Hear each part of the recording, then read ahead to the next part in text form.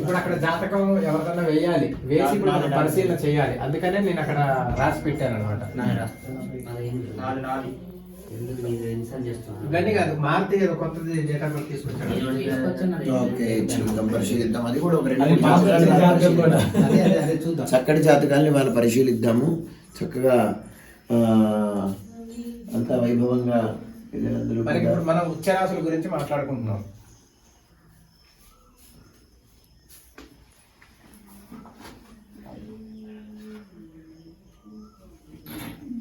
సూర్యుడు చంద్రుడు రాసుకున్నారు కదా. సూర్యుడికి మేషం ఉచ్చరాశి, మేషం ఉచ్చం. అయితే ఇందులో కూడా ఇంకొకటి ఉంటుంది. దీన్ని మనం డిగ్రీల లెక్కలోకి పోతే ఇన్ని డిగ్రీల నుంచి ఇంతవరకు మాత్రమే ఉచ్చరాశి అనేది ఉంటుంది. మళ్ళీ దాని లెక్క వేరు ఉంటుంది.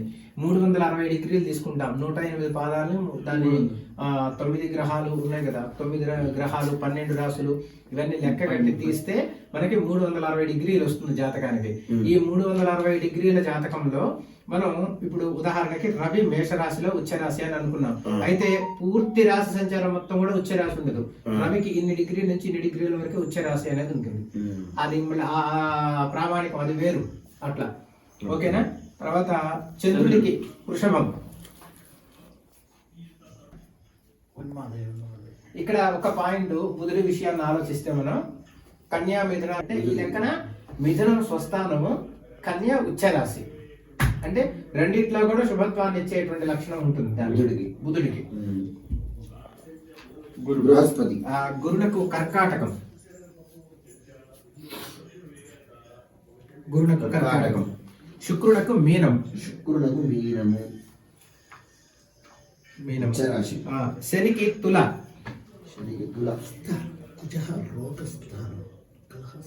రాహు, రాహునకు వృషభం ఉచ్చరాశి. వీటికి మీరు గమనించుకోండి, రాహుకేతువులకి స్వస్థానాలు లేవు. అవి లగ్న చక్రంలో అవి ఏ స్థానంలో ఉంటాయో ఆ దశ, రాహు దశ. ఇప్పుడు ఉదాహరణకి లగ్న చక్రంలో పంచమంలో రాహు ఉన్నాడు పుట్టినప్పుడు, ఆ స్థానం రవిదో బృహస్పతితో ఎవరిదో అవుతుంది. అయ్యి దాంట్లో ఆ గ్రహం ఉండకుండా రాహువే ఉంటాడు. నడిచేటువంటి దశలప్పుడు మనం ఏమని చెప్పుకుంటాం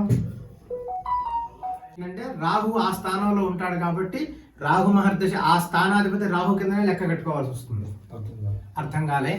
ఇప్పుడు రవి మహర్దశ నడుస్తుంది అనుకో, లగ్నాతు రవి చతుర్థ స్థానాధిపతి అయ్యాడు అని చెప్పి చతుర్థ స్థానాధిపతి మహర్దశ నడుస్తుందని మనం చెప్పుకుంటాం కదా. అలానే రాహు పంచమంలో నడుస్తున్నప్పుడు ఆ రాహు దశనే పంచమ స్థానాధిపతి దశలో నడుస్తుంది రాహు అని చెప్పి చెప్పుకుంటాం. అట్లా అంటే అక్కడ శుక్రుడిది లెక్కలోకి రాదు, శుక్రుడి దగ్గర కాకుండా రాహుది లెక్కలోకి వస్తుంది అనమాట. అట్లా ఓకే. ఎగ్జాంపుల్ చెప్పు.